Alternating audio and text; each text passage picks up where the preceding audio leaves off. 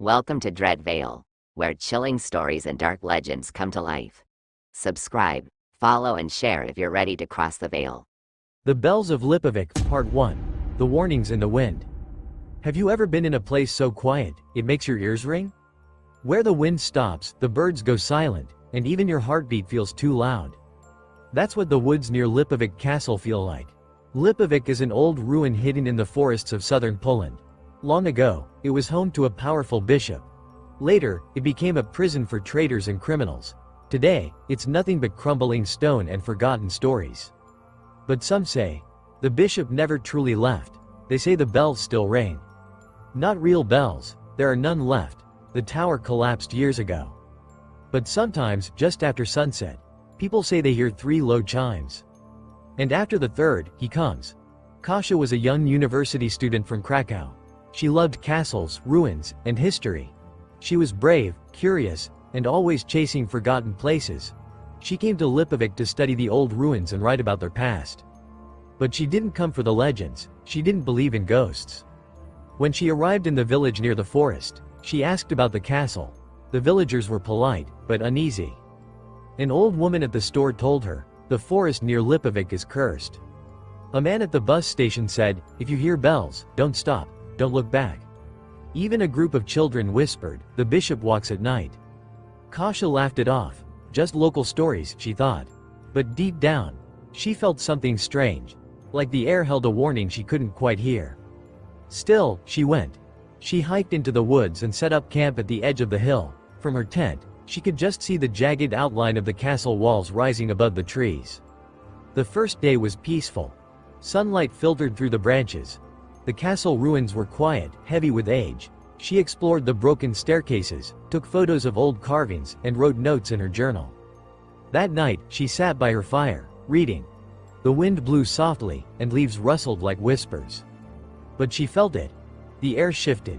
Cold, still, like something was holding its breath. She looked into the dark forest, and for a moment, she thought she saw someone, just at the edge of the trees. But when she blinked, no one was there. She shook it off. It was just shadows, wasn't it? On her second day, she explored deeper. She found a carving on the dungeon wall. A bishop's face, scratched out. Beneath it, strange writing in Latin. Something about judgment. And bells. She tried to translate it, but the words didn't make sense.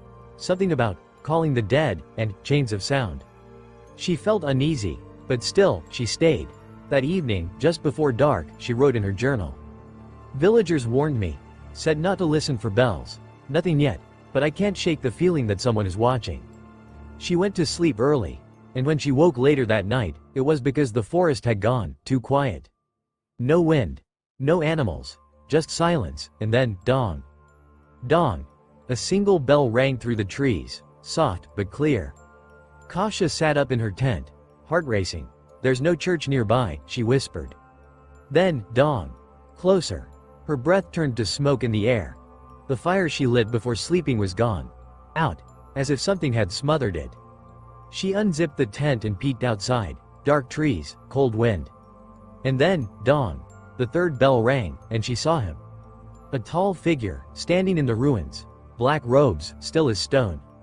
The bishop. He didn't move. He didn't speak. He just watched her. She blinked, he was gone. Then, suddenly, she ran. Through the woods.